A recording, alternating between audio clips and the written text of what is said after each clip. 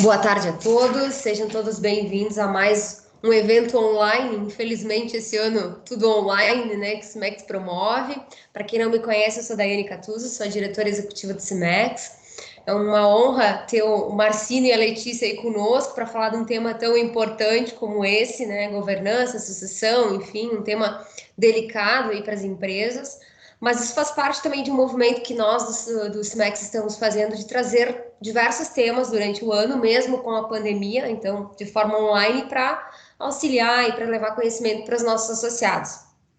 Além disso, a gente tem expandido os nossos projetos, né? A gente está fazendo projetos com parceria com a Universidade de Durham, na Inglaterra, para internacionalizar empreendedorismo internacional. Temos um projeto que lançamos recentemente, que é do Linha Indústria 4.0, também, com diagnóstico para entender o grau de maturidade das empresas. Fechamos parcerias também com o próprio Sicredi, que é um dos nossos parceiros, o Fátima Saúde, também para planos de saúde, a Claro para telefonia. Tudo isso com o objetivo, na verdade, de auxiliar os nossos associados, as empresas, a poderem ser mais competitivas no mercado. Então, a gente fica à disposição aí também para sugestões de novos temas que a gente possa estar fazendo parceria, enfim, ou dúvidas que tiverem. Todas as informações também estão disponíveis no nosso site e a nossa equipe também está à disposição para atender. E já de antemão, né, Marcino e Letícia, agradecemos a disponibilidade de estar conosco nessa tarde. Aqui em Caxias, não sei Porto Alegre, mas está bem frio, né? Esfriou bastante do início da manhã e esperamos que seja um final de tarde aí de muito conhecimento, muita troca e muito aprendizado entre todos. Um bom evento para todo mundo. Obrigado, Daiane, obrigado a todos. Quero dar aqui as boas-vindas e uma boa tarde.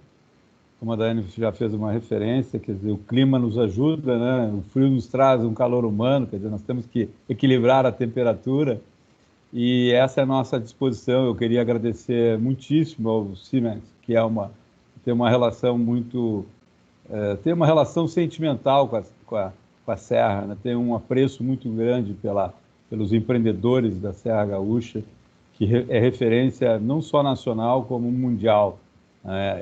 Passou há muito as fronteiras do Brasil e com muito sucesso e relevância. Então, quero agradecer aqui essa oportunidade, quero agradecer ao Paulo, né, ao Espanhol, presidente do sindicato, e todos os seus diretores e conselheiros, dizer que hoje nós vamos aqui dialogar. Essa é a nossa proposta da Letícia e minha, né? É uma troca, porque eu acordo pela manhã, passo o dia em atividade pessoal ou profissional, ou familiar, seja o que for, a gente está permanentemente aprendendo.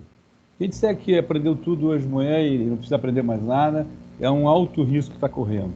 Então, é um tema árido, não é um tema muito amigável para algumas companhias, corporações, familiares, principalmente empresas familiares, que têm ainda muita resistência com a governança na prática, porque a governança na prática é diferente do que está escrito e muitas vezes publicado no site ou junto lá com o código de ética, enfim, né, que os colaboradores firmam diante os seus diretores, os seus, né, enfim, gestores. É algo, a prática é diferente. E ela vem sempre, são mecanismos que vêm para melhorar a gestão e eu acho que agregar valor ao acionista, porque o grande ativo de uma companhia, independente da sua expertise nela, em qual setor for que ela detenha, a reputação é o grande ativo de uma companhia, principalmente uma companhia aberta. Uma companhia familiar, uma companhia fechada, uma sociedade fechada ou uma limitada, não deixa de ter valores, óbvio que tem valor, porque na sua história, na sua trajetória, a marca, enfim, tudo foi construído, das famílias que construíram aquela companhia, obviamente que a reputação está lá, né, como um ativo, né, intangível, que ele tangibiliza sempre quando há apuros, né? Ele demonstra isso para o mercado quando tem o mercado desestabiliza por uma razão ou outra, enfim, né, um setor, e mostra que aquela companhia tem a sua estrutura, tem a sua a preocupação em levar para os seus acionistas familiares ou não familiares, né, algo de valor. Então, nós vamos aqui conversar, dialogar, e vamos estar à disposição nesse tempo, o tempo que for necessário, que o sindicato, que o CIMA permitir, à disposição de todos, a audiência, todos que estão nos acompanhando, para responder. Se a gente não tiver a resposta na hora, a gente pode responder depois. Se for uma pergunta mais complexa, que exige um pouco mais de detalhe, para não comprometer o curso do nosso evento, nosso fórum, nós vamos responder tudo. Fiquem tranquilos que vocês vão, talvez não seja muitas vezes a melhor resposta, né? Porque às vezes a gente cria uma expectativa que tem uma resposta, uma solução diferente. Mas nós vamos estar aqui nesse período. Vou passar então para a Letícia, ela vai fazer a primeira parte da apresentação e depois eu vou fazer a segunda parte. As mulheres têm preferência, estamos no mês, né, do Outubro Rosa, quero aqui fazer uma homenagem a todas as mulheres, sempre, todo dia é o Dia das Mulheres, mas eu acho que o Outubro Rosa mexe com muitas pessoas e tem um caráter de responsabilidade social. Como é um tema que eu vou abordar, a responsabilidade social corporativa, o Outubro Rosa, eu fico feliz quando eu chego num lugar, no outubro, vejo lá, né, alguém na lapela, né, com a insígnia do Outubro Rosa. Então, acho que nós temos que praticar mais a responsabilidade. O terceiro setor tem que estar mais presente na sociedade e as corporações têm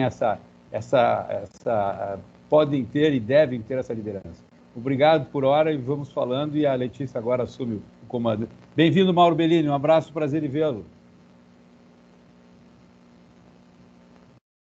Muito obrigado, Marcino. Bem-vindo a você, né? Bom, boa tarde a todos. Primeiro, eu gostaria de agradecer o convite do CEMEX, em nome do Marcino, em nome da Select. Dizer que é uma satisfação debater como o Marcino falou, esse tema tão importante. Tá? Realmente não é um assunto fácil, né? Acho que governança é uma questão que a gente vem discutindo já há muito tempo, mas ainda é um assunto que temos muito a discutir. Mesmo para companhias abertas, mesmo para empresas grandes, a gente vê mesmo nas empresas que estão na Bovespa, mesmo empresas que têm um nível de maturidade, já em termos de governança, a gente pode dizer um nível de maturidade bastante alto, ainda essas empresas ainda têm muito o que se falar em governança, ainda temos muito o que pensar governança, muitos mecanismos a serem aprimorados. Então, o que a gente vem hoje debater é justamente isso, né? Fazer um bate-papo sobre governança, sobre mecanismos e até fazer um retrospecto, né? Voltar um pouquinho às origens e falar um pouquinho lá do início de como essa história toda começou, para que a gente consiga entender, talvez melhor, o que a gente precisa realmente entender de governança e dos problemas de governança, para que a gente possa realmente saber se os problemas são esses, se a origem da governança é essa, então a partir daqui eu consigo entender quais são os mecanismos necessários para a minha empresa. Eu fiz uma apresentação que eu não sei se eu vou conseguir compartilhar, porque ela está no PDF, acho que não sei se eu vou conseguir, só um minutinho.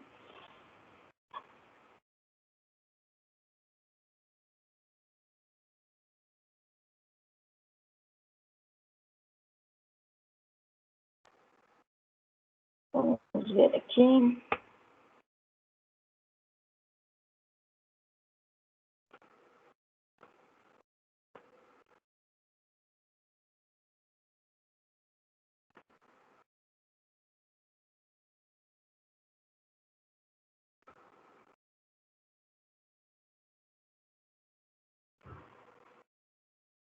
Está compartilhando aí?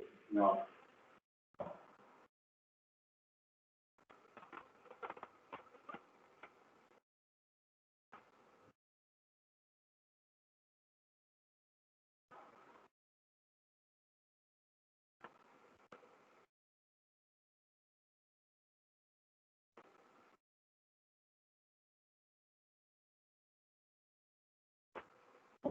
Não está compartilhando o PDF aqui por algum motivo.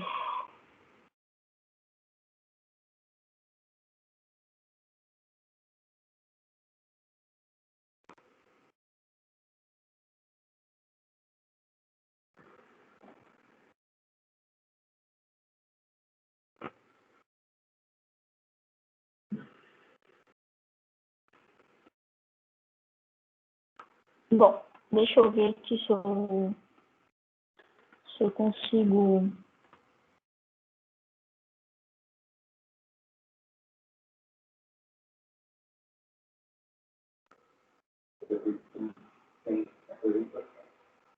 Tá, não tem problema. Vamos sem apresentação, então mesmo.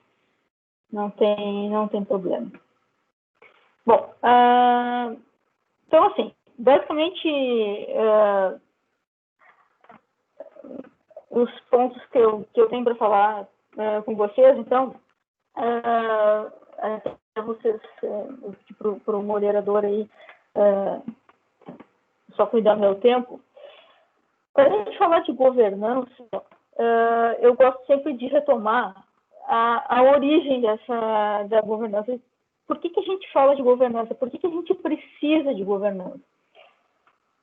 Por que a gente, para entender governança, a gente então volta lá nas origens, né? E por isso que a gente fala tanto da importância da governança familiar, porque isso está muito atrelado lá à origem do tema. Bom, se a gente voltar lá nos primórdios, né, como é que a gente começou a estudar esse assunto? Antes lá da Revolução Industrial, quando ainda a gente tinha uma produção muito artesanal, muito de manufatura, e a gente tinha lá o dono, né, o proprietário, o fundador da empresa, era esse dono que tinha ali o comando da sua empresa, a empresa muito artesanal, ele tomava suas próprias decisões, não tinha muitos empregados, muito a família envolvida. Então, era muito fácil o tipo de tomada de decisão. Então, a gente vem no momento em que essas empresas começam a crescer, vem Revolução Industrial, produção em massa, e começa esse movimento de globalização, as empresas começam a crescer, o capital começa a ser compartilhado, e a gente vê esse movimento de separação entre essa figura do dono, do proprietário, para o gestor, né, o tomador de decisão. Ou seja, este dono, né, o que a gente chama de principal, que é o que eu estou falando aqui da teoria da agência, quando começou o estudo dessa história toda, né, este dono, então, precisa delegar a uma terceira pessoa a tomada de decisão, a gestão do seu negócio. Então, essa história de governança, ela toda começa aí, nesse estudo dessa separação que a gente chama da propriedade para o controle. E quando eu como proprietário, preciso delegar a uma terceira pessoa a gestão do meu negócio. E isso gera uma série de problemas. Parece uma coisa simples a gestão, né? A terceirização da gestão, o ato de delegar, passar o bastão, né? de delegar a uma terceira pessoa a gestão do meu negócio. Mas não é tão simples, porque a partir daí surge uma série de problemas. 3 problemas principais a gente pode citar. Um problema básico é o conflito de interesse. Conflito de interesse em que sentido? Bom, as pessoas não têm os mesmos interesses, o mesmo entendimento sobre as coisas, né? Pode ser que o proprietário ele veja a sua organização em um sentido.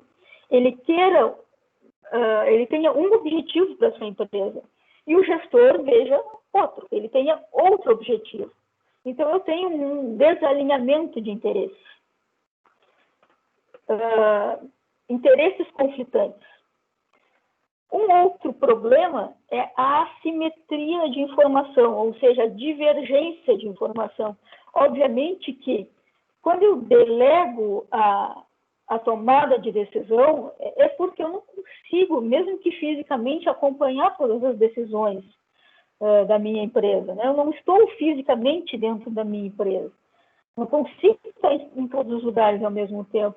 Então, automaticamente, o executivo, o gestor que está lá dentro da empresa, ele tem mais acesso à informação. Então, de certa forma, o proprietário, ele fica, ele acompanha o negócio de acordo com a informação que lhe é repassada pelo executivo. Então, quem tem, vamos dizer assim, de certa forma, o domínio da informação é o gestor e não o proprietário. Ou seja, o gestor tem mais acesso à informação do que o proprietário. Então, há uma diferença de informação. Tá? É o que a gente chama de assimetria. Isso é, de certa forma, um problema. Tá? E um terceiro problema, que também é bastante significativo, é a diferente capacidade de risco. Nem todo mundo, a gente pode ver pelas pessoas físicas comuns, né? Nem todo mundo tem a mesma capacidade de risco. A gente vê pelos investimentos pessoais que cada um faz, né? Um tem um perfil de risco moderado, outro tem um perfil de risco conservador, outro tem um perfil de risco mais arriscado, mais arrojado. E assim também na empresa. Então, pode ser que o proprietário tenha um perfil mais moderado, mais conservador, até porque ele queira preservar mais o seu capital, queira que a sua empresa tenha uma vida mais de longo prazo, mais privilegia a continuidade do seu negócio. E, por outro lado, eu posso ter mais um executivo que tenha uma visão mais de curto prazo. Então, eu posso ter um problema mais aí de capacidade de risco. Então, eu tenho, naturalmente, essa divergência entre proprietário e agente, vamos dizer assim, esses três problemas principais. A partir desses três problemas, desse estudo, desses problemas que surgem aí, a partir daí, né, dessa separação, que eu tenho aí esse fenômeno chamado teoria da agência, e aí se pensou, mas, eu preciso resolver esses problemas, né? E qualquer tipo de organização eu tenho isso.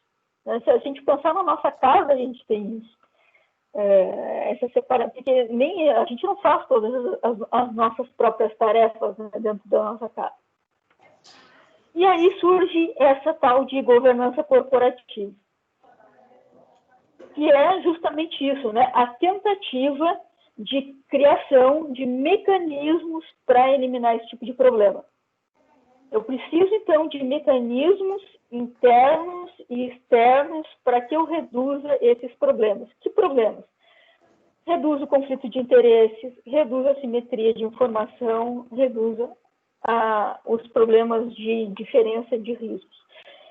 Alinhar os interesses entre gestores e proprietários, fazer com que a empresa, todas as partes envolvidas, todos os stakeholders que fazem parte da organização caminhem para o mesmo lugar. A gente sabe que dentro da empresa a gente tem várias partes interessadas, né? Proprietários, gestores, empregados, clientes, uma série de stakeholders. E esses stakeholders, eles têm diversos interesses dentro da organização. Então, a gente pode dizer que governança é justamente isso, né? A tentativa de criação de mecanismos para que eu tenha o menor número de problemas possíveis, certo? A gente tem alguns conceitos aí da teoria financeira que diz justamente isso, que a empresa é um nexo de contratos. justamente isso, que os contratos, né, que são feitos entre esses agentes que fazem parte da empresa, eles não são completos, eles têm problemas. Então, para isso, eu preciso de uma governança que me ajude a estabelecer mecanismos para que eu consiga reduzir esses problemas. Bom, é claro que, se a gente pensar em toda a teoria financeira, a governança, ela, basicamente, ela é criada, vamos dizer assim, visando o mercado de capitais, né? Os problemas que a gente tem nas empresas de capital aberto. Só que, se a gente olhar para esses problemas que a gente comentou, eu posso ter governança para qualquer tipo de empresa, porque esses problemas a gente tem em qualquer estrutura empresarial, em qualquer estrutura de empresa, porque a gente tem conflito em qualquer tipo de empresa. Eu tenho conflito em uma empresa grande, eu tenho conflito em uma empresa limitada, eu tenho conflito... A partir do momento em que eu tenho 2 ou mais pessoas, eu tenho conflitos. E, a partir disso, eu consigo estabelecer mecanismos. Então, acho que a minha conversa aqui com vocês é exatamente nesse sentido, né? O que é instrumentos, mecanismos, boas práticas de governança?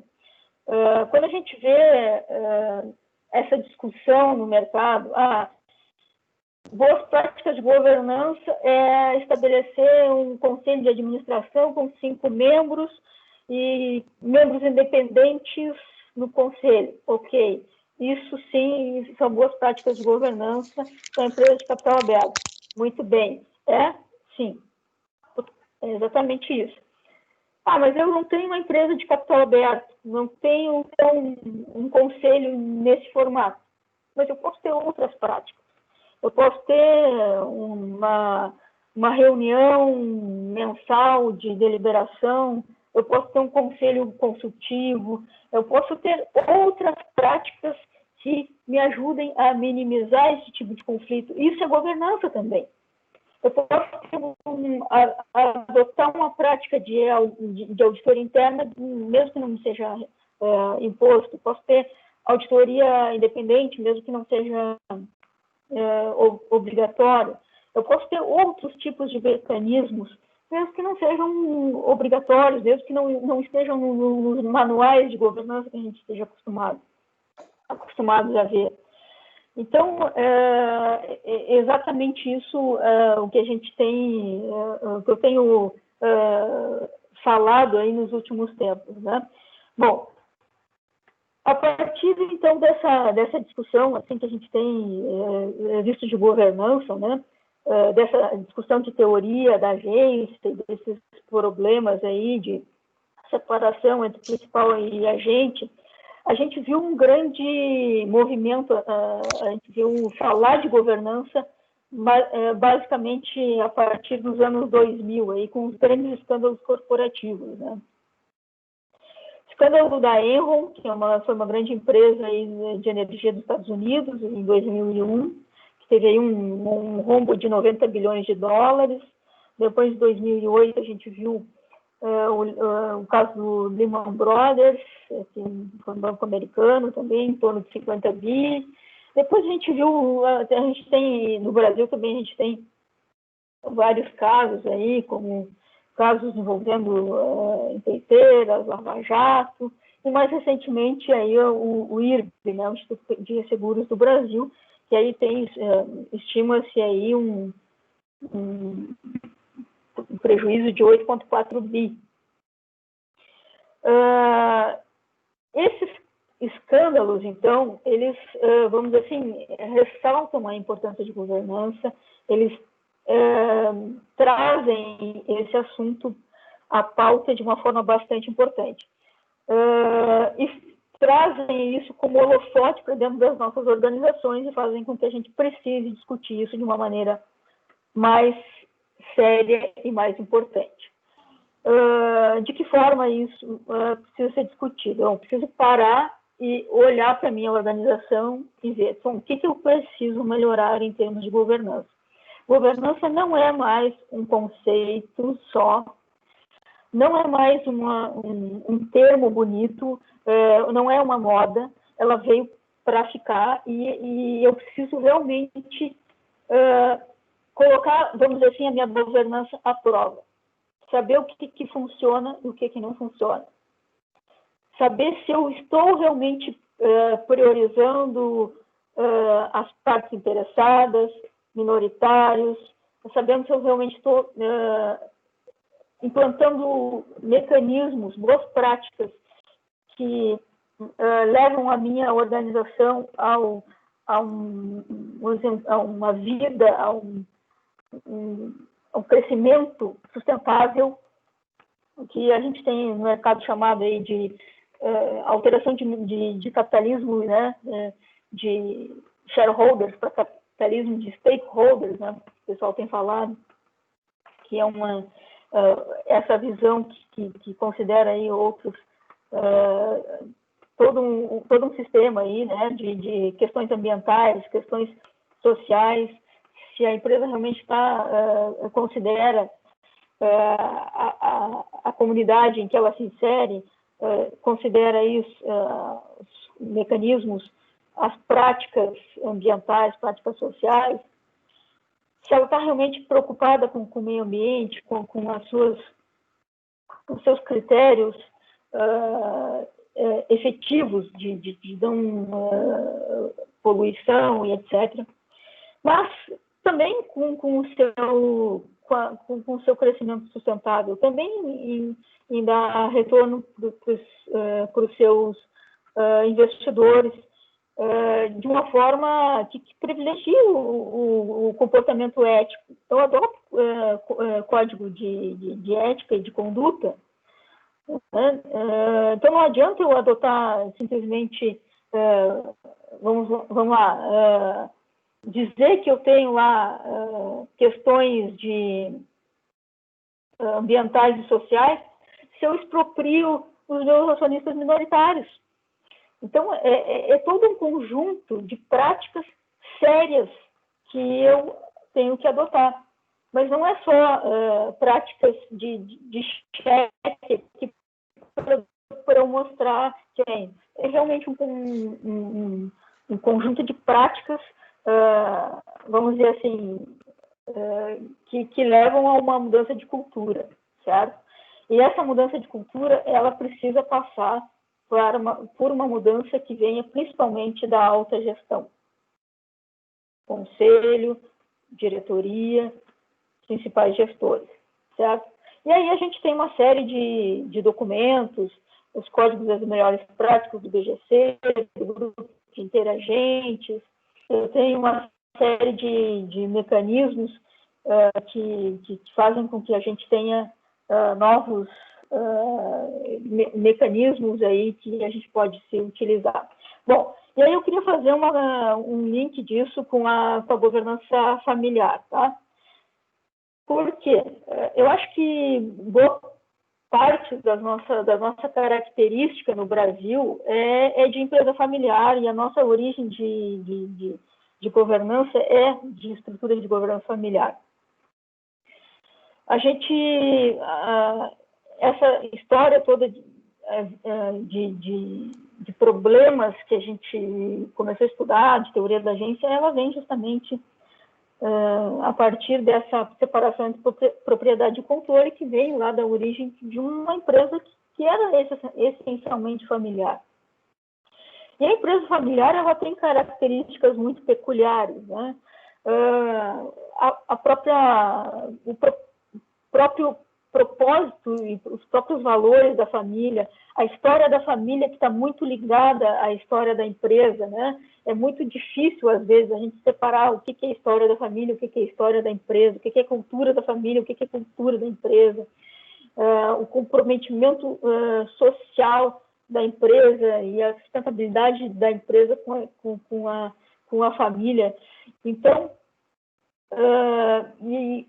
e atrelado a isso vem uma série de desafios, vamos dizer que um pouco maiores até que uma empresa comum, né? O próprio ato da sucessão familiar, ele é muito difícil, né? Qual é o exato momento de se fazer uma sucessão? como eu vou preparar o fundador para deixar a empresa, como é que eu vou preparar o herdeiro, né? Como é que eu vou perpetuar a identidade da família, como é que eu vou elaborar as estratégias para a unidade da família, quem é que vai ser efetivamente o herdeiro, qual vai ser a dinâmica das relações, qual é exatamente o envolvimento da família. E para isso a gente tem uma série de mecanismos, né, de estruturas de governança familiar que a gente pode usar, desde a assembleia de sócios, de assembleia da família, criação de um conselho de família, a estrutura de um family office, aí, que entre em contato com o comitê de sócios para adequação do conselho de administração, e aí sim eu consigo envolver a família diretamente. Claro que nem todos os membros da família conseguem estar diretamente envolvidos na organização, alguns membros não querem se envolver diretamente na empresa. Então, é preciso pensar adequadamente numa estrutura de governança familiar. Eu preciso saber que, quando eu tenho uma empresa familiar, eu tenho que pensar que a governança para essa empresa, ela tem que ter todo um cuidado especial. Ela tem que ter toda uma estrutura especial. Porque tem todos os cuidados de empresa normal, de governança normal, e pode ser que eu tenha sócios que são da família e sócios que não são da família, e eu tenho que ter um cuidado, porque eu tenho todo um histórico familiar envolvido, de pessoas que são da família e que querem participar da empresa e outros que não querem participar da empresa, e como é que eu vou fazer todo esse envolvimento desses membros nesse conjunto, então. Então, para isso a gente tem esses mecanismos, né, de assembleia de família, de conselho de família, e aí eu posso criar mecanismos como holding familiares, eu tenho, se sugere a criação de um protocolo, né, de família, para que eu estabeleça, então, todas essas regras, quem participa, quem não participa, qual é o envolvimento dos terceiros, né, noras, genros, primos, e assim por diante. Então, acho que já vou encerrando por aqui, mas o que eu queria deixar de recado é isso, né?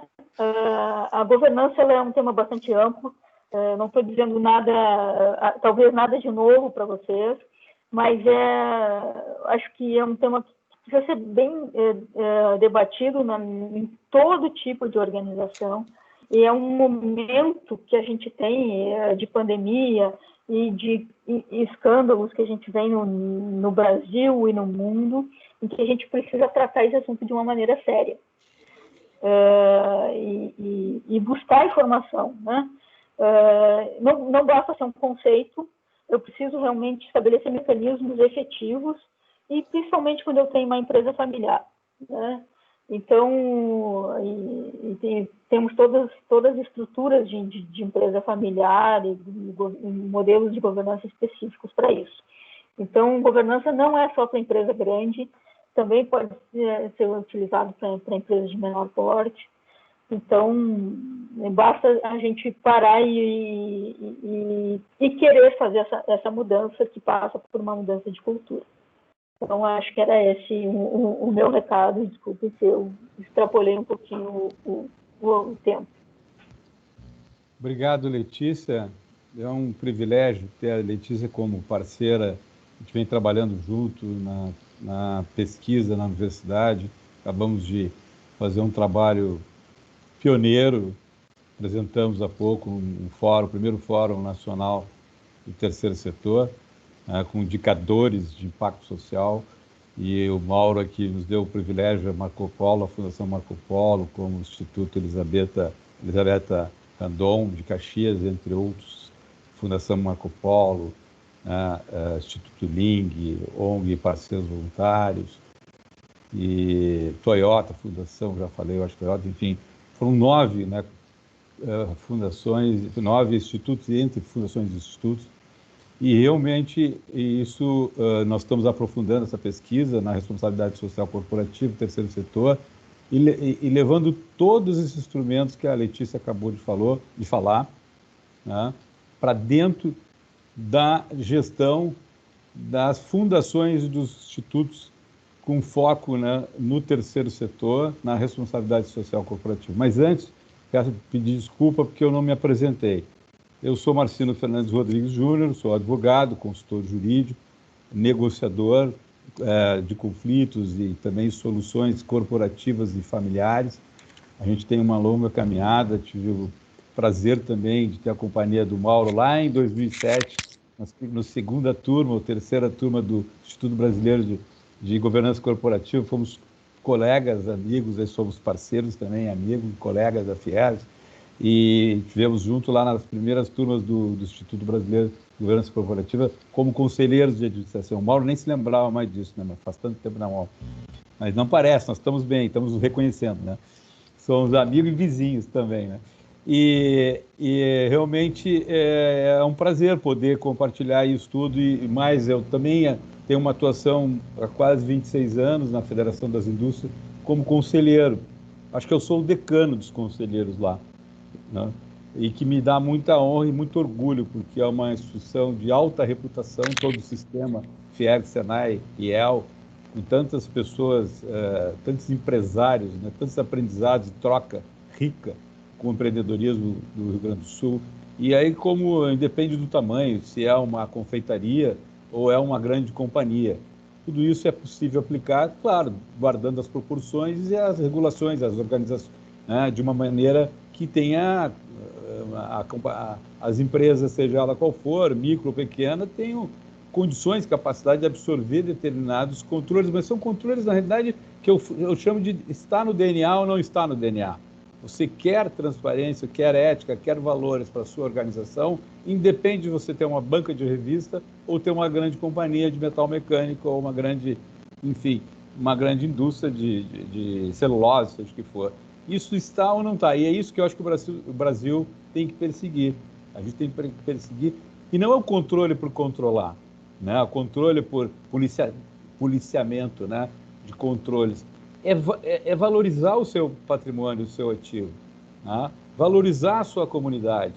E é nessa linha, nós estamos aqui, eu estou realizando um trabalho, por exemplo, que tem me dado muita satisfação, porque a gente está evoluindo numa mudança na Fundação Gaúcha dos Bancos Sociais da Fiergs. Eu estou lá fazendo um trabalho como consultor, porque eu entendo que a gente tem que compartilhar os seus equipamentos sociais.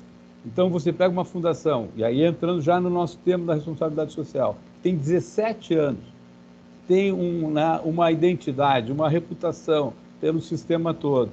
Porque esta entidade vai ser o único funding para viabilizar, né, a redução do impacto social lá na ponta, né, da sociedade, de uma comunidade carente e vulnerável, seja do ponto de vista de saúde, educação, inserção digital, saneamento, enfim, N demandas de políticas sociais que o Estado não assiste mais, por várias razões, pela ineficiência, pela capacidade, né, de gerar caixa, porque ele teria que aumentar impostos necessariamente, tudo que nós não queremos, o setor privado não quer, é aumento de impostos, né, e a ineficiência na ponta, porque ele não consegue atender. O setor privado, você dá R$1, ele multiplica por 3, no mínimo ele executa R$1.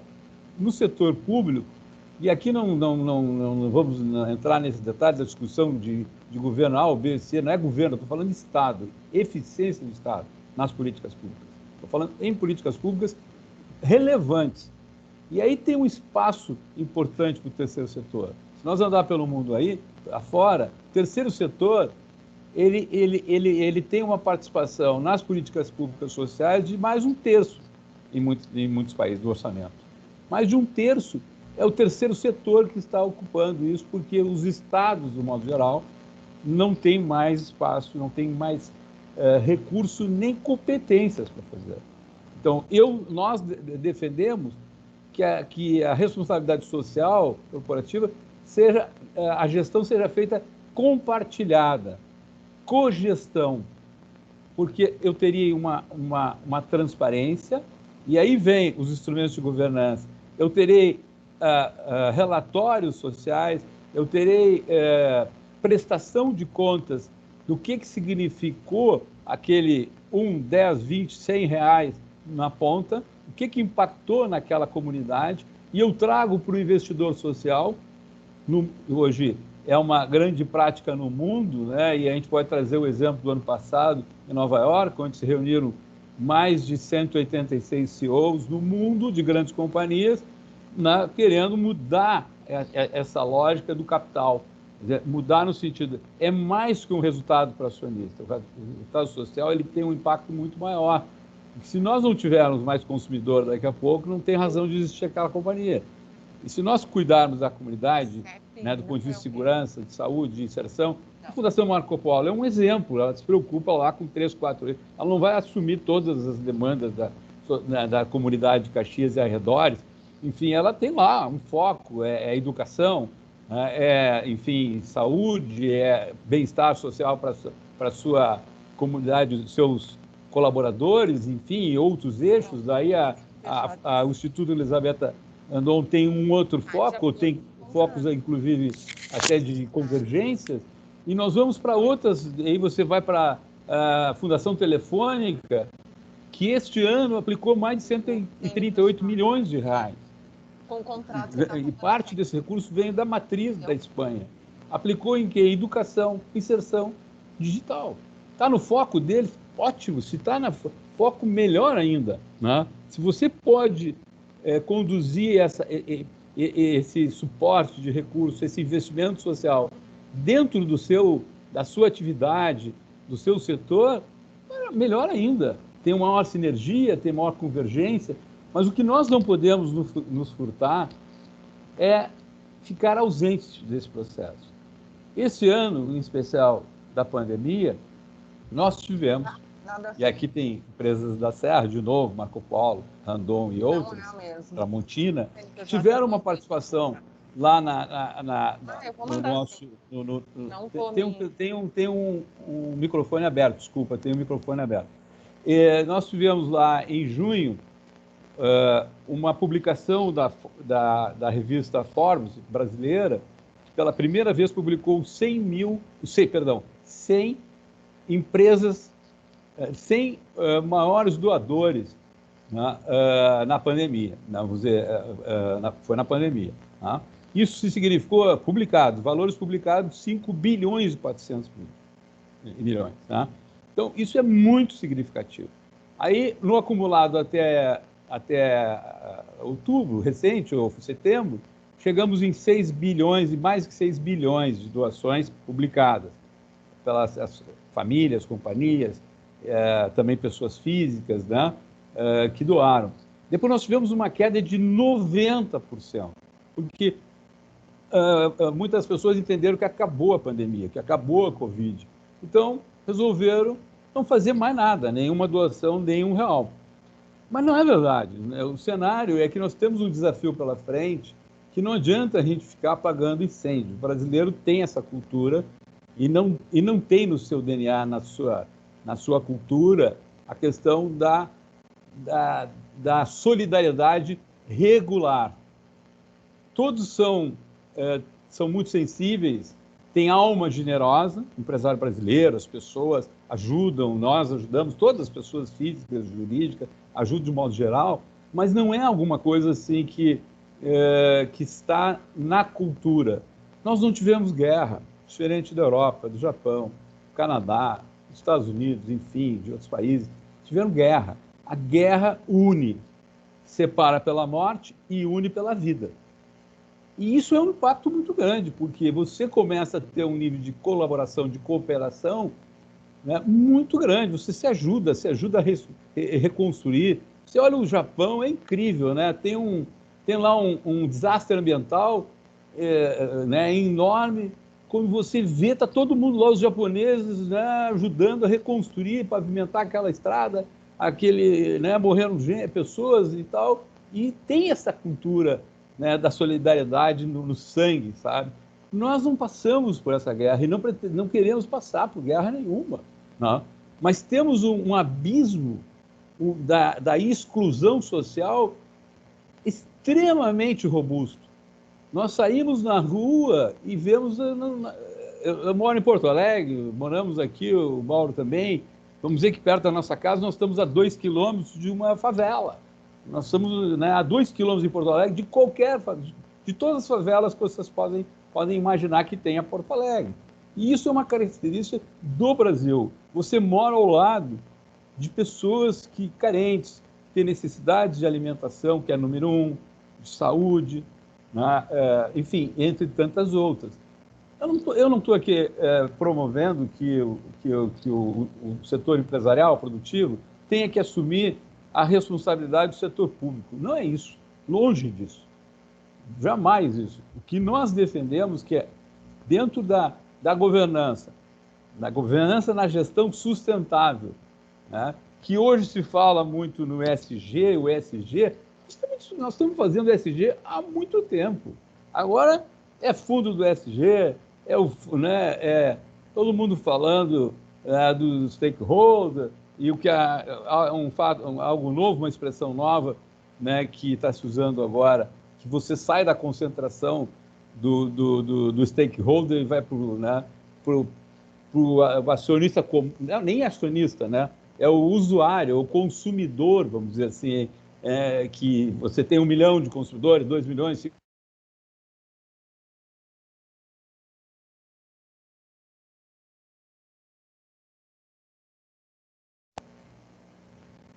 O que está acontecendo? Opa, desculpa. Eu acho que eu estou com o meu tempo, avancei aqui, já estão cortando meu tempo. Deu uma travada aí, Marcelo, né? Hein? Deu uma Posso travada, seguir, irmão? Não sei se foi a tua internet ou a minha, hein? Deu um tilt aqui. Mas eu já estou indo para... Eu queria aqui destacar algumas coisas que é importante. Dentro das fundações, no caso, pegar um exemplo bem familiar, que muita gente conhece, e o Mauro conhece bastante bem, que é o Sistema Fieres, e é o nosso braço lá de responsabilidade social corporativa, que é a Fundação Gaúcha dos Bancos Sociais. Nós temos 14 bancos. Claro que o número 1 é alimentos, depois vem o 2, o 13 e outros tantos. Temos até um banco de transplante de tecidos, parceria com a Santa Casa, temos na área de resíduos, nós temos, enfim, banco de imóveis, banco de computadores, N, né? E temos uma estrutura de 10 mil metros quadrados, temos lá 3 mil metros quase quadrados de armazenagem, de manipulação, para poder fazer toda a logística social. E dentro dessa estrutura da fundação, nós temos lá conselho curador, que as fundações, obviamente, todas pela regulação, pela legislação, mas olha a estrutura de governança. Temos um conselho, né, de curador, que o presidente Gilberto Petri, mais 11 conselheiros empresários. Depois baixamos para o conselho de administração, temos um presidente do conselho de administração, que é o Jorge Buneda, empresário Jorge Buneda. Depois temos um conselho fiscal, temos uma auditoria interna e externa, temos uma superintendência executiva que opera junto com todos os outros funcionários, colaboradores lá. Então, é uma estrutura robusta e importante. E o que a gente defende? Que isso seja replicado dentro do possível, dentro das limitações, da capacidade das instituições do terceiro setor, e que não fique somente, né, a sua expertise de agente social sozinho, né, numa comunidade como Caxias ou outro tanto, né, compartilhar essa experiência, compartilhar todo esse know-how, a metodologia. Você já fez essa caminhada 100 vezes. Então, no mínimo, você sabe mais de quem não fez nenhuma caminhada, ou de alguém que fez uma só caminhada. Então, eu acho que o que a gente defende é que uma fundação, seja qual for, não deva ficar concentrado, né, com os recursos daquele acionista, da companhia, que ele, compartilhar a sua imagem, a sua reputação, e a sua responsabilidade com a comunidade, mas isso pode ser também, de uma certa forma, socializado com outras companhias, porque nós estamos aí nós estamos em superposição. Nós temos uma série, no Rio Grande do Sul tem mais de 280 fundações, para vocês entenderem. Aí, fundações, eu falo de um modo geral, empresárias, né, que vieram da origem empresários e também fundações públicas, institutos que não têm razão de existir, que poderiam estar sendo geridos pelo setor privado. Poderiam estar sendo geridos pelo setor privado e com certeza estariam, né, em boas mãos, porque teriam muito mais competência para isso. O que a gente defende também é a profissionalização.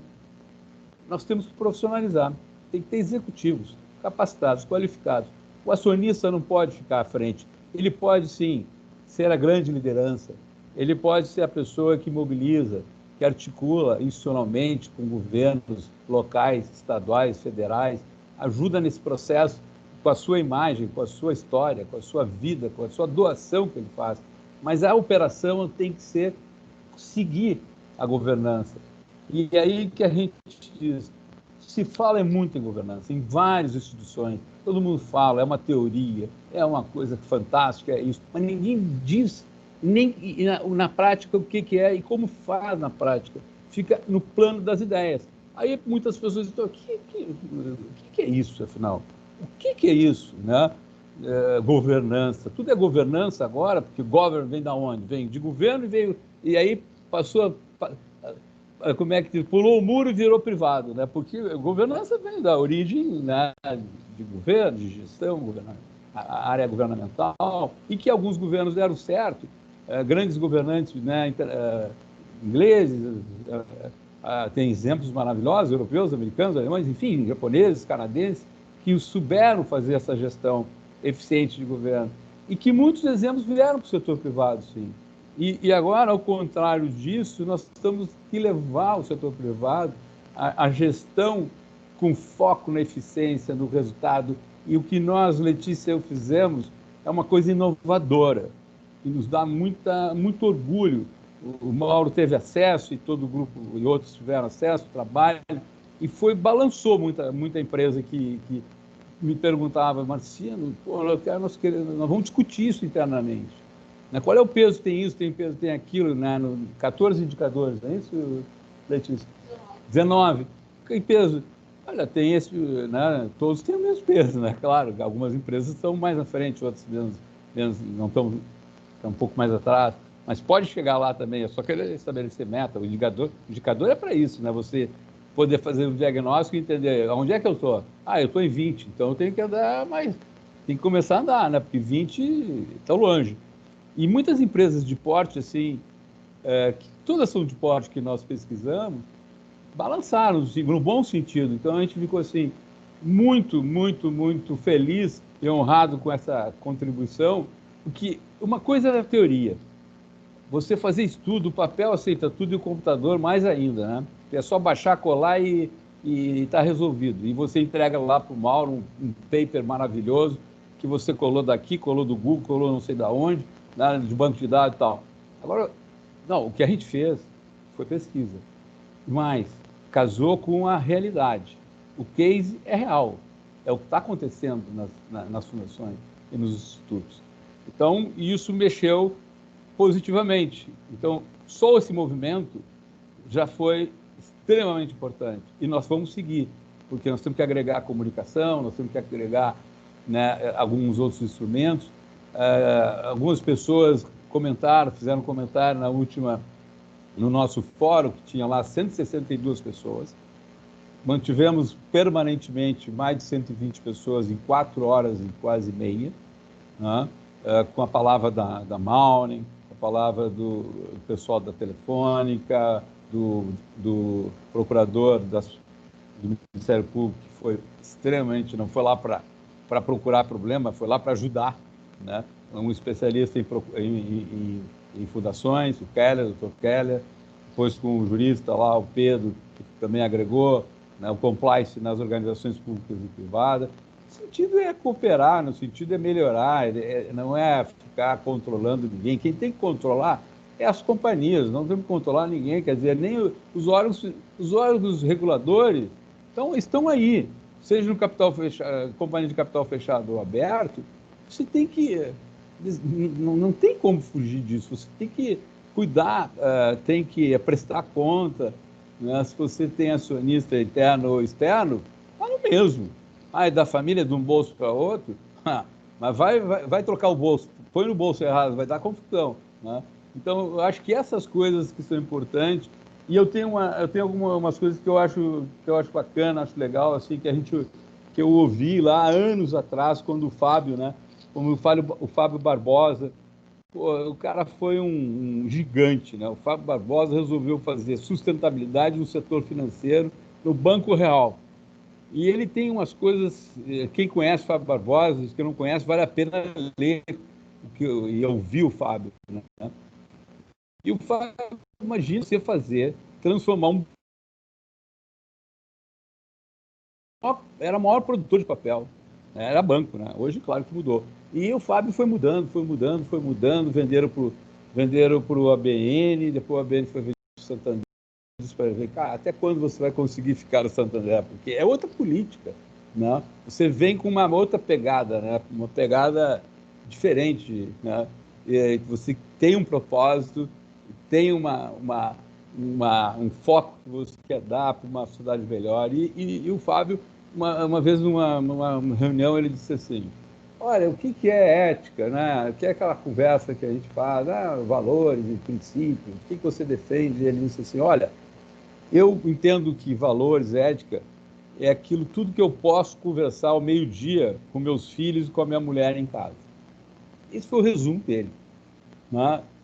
E eu acho que com isso eu encerro e fico à disposição.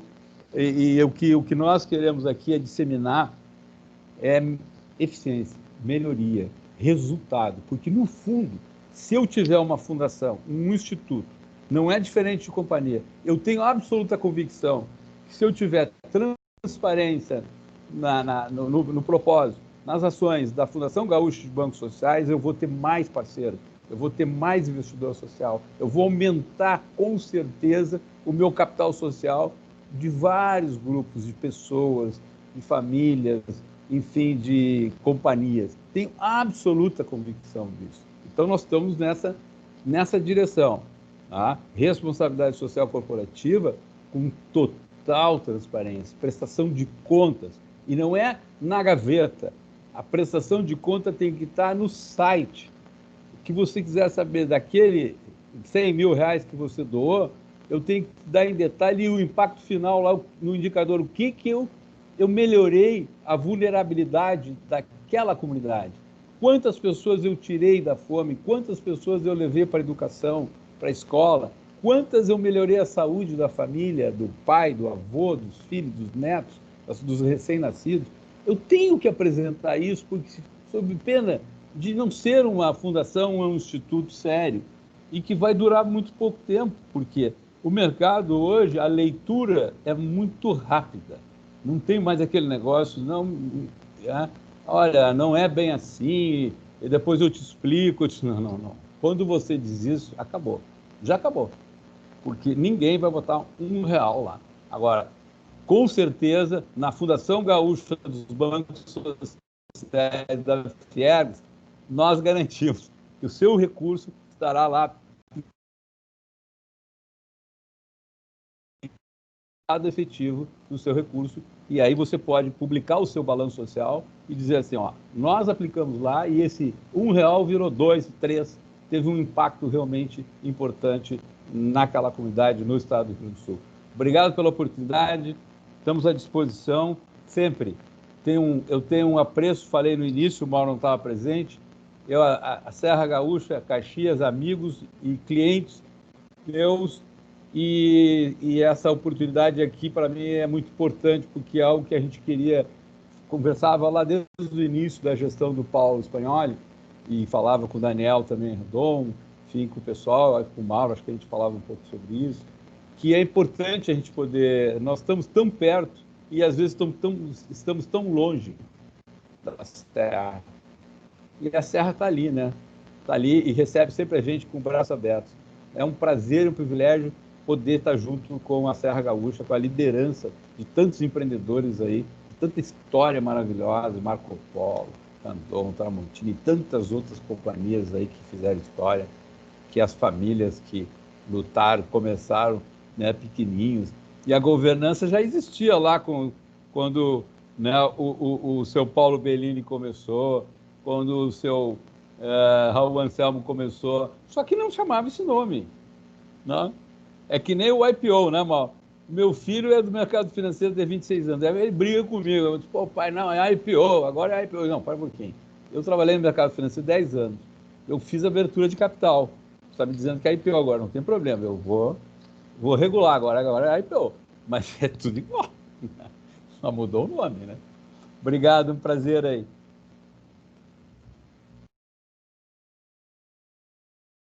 Marcino, deixa eu usar aqui rapidamente meu direito de resposta, já que foi citado nominalmente aí. Não, na verdade, acho super interessante. O tema da governança corporativa é um tema apaixonante. Então, eu só posso agradecer você estar trazendo esse tema e ajudar a catequizar todas as empresas, que serve para pequena, média e grande empresa, esse tema da governança corporativa, que é algo que muitas vezes a gente fala, a gente pensa que serve para os outros, não serve para a gente, mas se não for feito isso nas empresas, não vamos conseguir perpetuar as empresas. Então, obrigado por ajudar a catequizar e, além de tudo, agora com mais esse aspecto de vincular a governança corporativa ao terceiro setor, que também é super importante e fundamental para todo o nosso ecossistema das empresas, enfim, do Rio Grande aqui, que nós estamos falando, em Caxias e do Rio Grande. Então, valeu, muito obrigado e estou sempre acompanhando vocês, hein?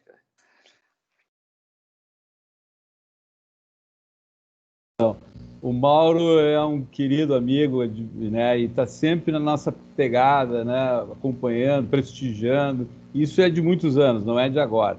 Tá? E isso é muito bom, porque repercute, é crítico, no bom, né, sentido, observa e multiplica. É o que o Mauro diz. Nós precisamos. Isso aqui, esse trabalho que nós fazemos há anos da vida, né, e aí esse trabalho da governança, Mauro, é pastoral. Independente, não estou falando de religião, estou falando pastoral. É repetitivo. Daí você, pô, lá vem o Marcino falar em governança de novo. Lá vem a Letícia repetir. Não, eu já ouvi isso, eu ouço aqui, eu ouço ali, em fora. Tá, mas ok. Mas você está praticando? Não.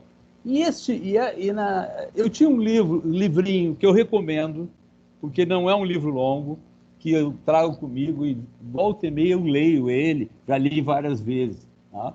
E aí vocês vão entender, né? Daí todo mundo fala, oh, CEO, né? Governança, tal. E olha aqui, olha o livrinho que eu leio de vez em quando. Não tem nada a ver com religião. Madre Teresa de Calcutá criou uma obra pastoral no mundo, na maior pobreza, quando ela foi para a África.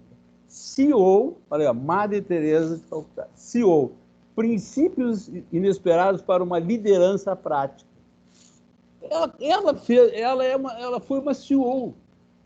Ela construiu uma ordem religiosa no mundo, que hoje não sei o número, mas lá ela já faleceu há algum tempo, que ela construiu uma rede de 1,5 milhão de pessoas, sabe? E ela é CEO da rede, ela criou, foi lá, e ela tinha o propósito, ela, né, dialogava com as pessoas, ajudava as pessoas, recebia as pessoas na África, numa pobreza franciscana, né, uma coisa assim, triste. Uma liderança, e não era questão de ser católico, não católico, né? Era crença, acreditava no propósito do que eu acredito. Eu tenho valores na minha vida que eu nunca declinei, nunca mudei, nem por ser, se fosse execrado, né? Olha, nós vamos jogar pedra em você, mas não pode jogar, né? Mas eu não vou mudar, porque é isso. E a Madre Teresa de Calcutá vale a pena, é um livrinho pequeno assim e tal, vocês vão ver que coisa interessante, né? Tão simples, né? O que o Mauro falou, Nós podemos ter governança da padaria. Você vai em São Paulo, tem uma padaria maravilhosa. Mas esse cara tem uma padaria. Claro, é São Paulo, tem 12 milhões de pessoas, mas tem padaria em uma quadra, tem 4 padarias, 3 padarias e tal. E o cara tem uma padaria que parece uma companhia, uma SA, né? SA da padaria. Tudo organizado, os banheiros estão limpos, né? E eu, quando fui presidente da Associação Brasileira de Franchise, fundamos até São Paulo, depois aqui, e eu sempre tinha me questionava, eu dizia assim, por que banheiro de posto de gasolina tem que ser sujo? Eu não entendia isso, né? Por que eu tenho que parar num lugar, comer um pão de queijo, tomar um café, dá licença, vou ao toalete. Aí chega no banheiro, é uma loucura. E eu não entendia isso. E aí eu defendia, por que eu defendia o McDonald's? O McDonald's, quando entrou no Brasil, a gente fez até tropicalização dos contratos e tal. E o que eu dizia era muito simples. Por que o McDonald's deu certo? O hambúrguer dele é o melhor do mundo. Tem outros muito melhores há muitos anos. Mas eles faziam o seguinte, quantas vezes tem que limpar o banheiro? 10 vezes. 10 vezes limpar o banheiro por dia. Quantas vezes você tem que passar o pano no vidro da entrada, na porta? 20 vezes. Vai lá e faz 20 vezes. Então, aliás, no Brasil, depois dos Estados Unidos, deteriorou muito a rede, mas o Brasil, em um dado momento, cuidava muito disso, da higiene, da limpeza dos lugares. E ele não fabrica hambúrguer, né? Não é uma indústria, tal, mas ele que ele, né, seduzia as pessoas pelo ambiente, pelas crianças e tal. E isso tudo eu trago para o que a gente faz. Tá? Na gestão ambiental, não é diferente. Ou você acredita, ou não acredita. Tem gente que diz assim, Marcio, você é um sonhador, não vai acontecer nada disso. Ah, é? Então vamos ver. Vamos ver. Daqui a pouco você vai ficar sem água, como ficou em São Paulo, em determinado momento, né, de São Paulo, os bairros ricos, aí pega todo mundo. A Covid pegou todo mundo, não pegou já só as pessoas mais simples. Então, o mundo, sabe, não gira em torno do umbigo das pessoas. As pessoas têm que entender que governança está em tudo, é na família, é os conflitos familiares, tu tem que negociar, tu tem que conciliar, tu tem que, enfim, ceder. Ceder não é perder, né? Não tem essa ideia? Ceder não é perder. Eu dou um passo para trás para dar 2 para frente, mas todo mundo junto, abraçado, numa boa causa.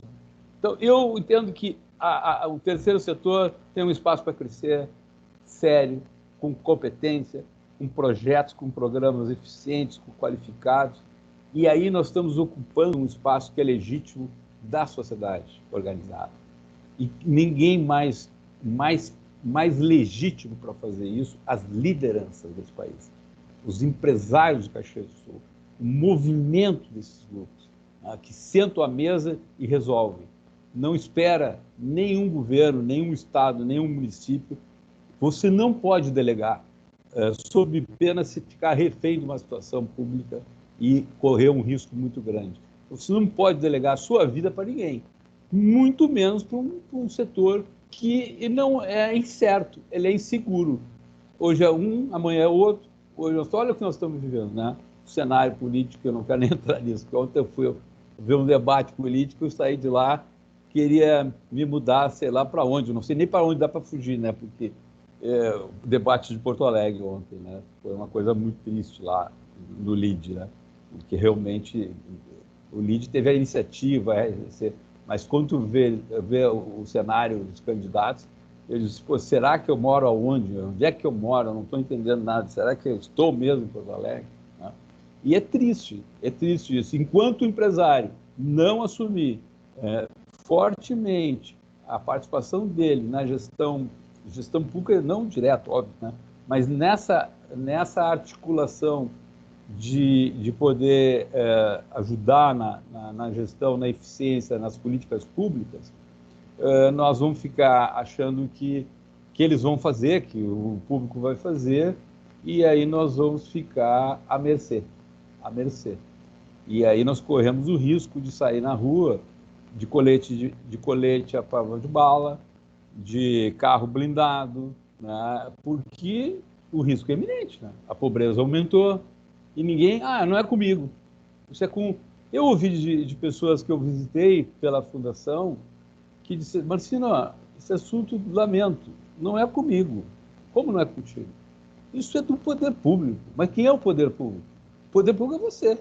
Você paga, é contribuinte, o dinheiro público não existe. Primeiro, né? O dinheiro é dos contribuintes. Só que você está delegando a alguém que não sabe fazer. Agora, se você fizer, combinando com o que eu defendo de uma legislação mais eficiente, Mauro. Eu defendo uma legislação que seja como uma legislação americana, que grandes fundações, Bill Clinton, Rockefeller, né, que deixaram fortunas e, ao mesmo tempo, lá, né, patrimônios, e agregaram outros parceiros, como o Lehman faz no Brasil, a Fundação Lehman. O Jorge Paulo ajuda muito em educação, mas ele traz outros, ele traz outros empresários com ele. E por que os empresários vão com ele? Porque ele é um empresário de sucesso, um financista de sucesso, um ex-banqueiro que nunca deixa de ser, não existe, sempre vai ser banqueiro, que pensa como banqueiro, e vão com ele, como outros, Itaú e outros grupos, né, vão junto, né, se movimentam junto para uma ação global, social, e eles estão no mundo, né? Essas grandes companhias têm atuação no mundo. Estão lá sentados, como o senhor, o acionista da Natura, sentado no board do lado também, naquela grande aliança, né, sustentável, né, desenvolvimento sustentável lá nos Estados Unidos. Eles estão lá na Europa, estão juntos decidindo coisas relevantes, temas relevantes para o Brasil e para o mundo. Então, eu acho que essa questão aí, ela não é do Marcino, não é do Mauro, não é enfim, de outras pessoas, é da sociedade. Cada um dá o que pode, cada um participa do jeito que dá. Né? Se você der uma meia-tarde para uma escola, se der para um asilo, você está ajudando. E aí a ajuda não é só se resume em material. Madre Teresa de Calcutá provou isso. Ela não tinha dinheiro, nenhum dinheiro. Né? Mas ela criou uma rede no mundo e mobilizou as pessoas. Disse, olha, ajudem, olha, isso vai melhorar, a sociedade vai melhorar e tal. E meu discurso não é filantrópico, longe disso, nem benevolente, eu acho que não é nessa a questão. A questão é resultado. É investimento social com resultado. Ok. Quantas pessoas você realmente tirou da miséria? Eu tirei 50. Porra, 50? 50 vale por 4? Quanto é que multiplica? Família, isso e tal. É muito, né? A Telefônica, para dar uma ideia, a Fundação Telefônica está em um projeto em Viamão, que tomou conta de Viamão. Tem uma referência lá que vale a pena conhecer, de inclusão digital. Lá está tudo resolvido. A questão da educação está embaixo E a Telefônica investiu muito recurso lá. E é uma referência, como fez em outras cidades, mas no Rio Grande do Sul é a única cidade que foi feito esse investimento. E a ideia é multiplicar. Aí, por que não vamos sentar, então, Fundação Marco Polo, Fundação Fiergs, Fundação e fazer um projeto comum? Não? Trabalhar junto. É isso. Obrigado.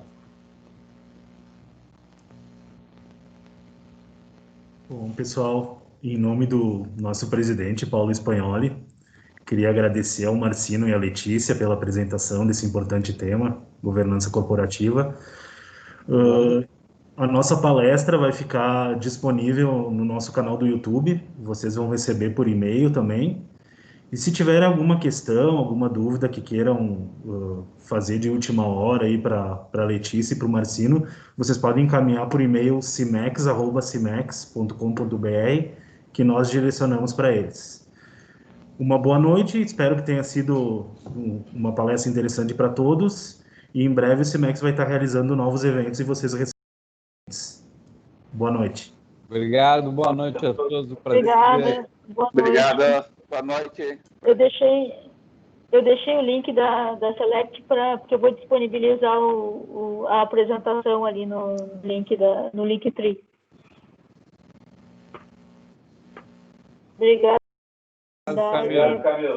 Obrigado. Até a próxima. Até a próxima, um abraço. Um abraço. Tchau, tchau. Boa noite.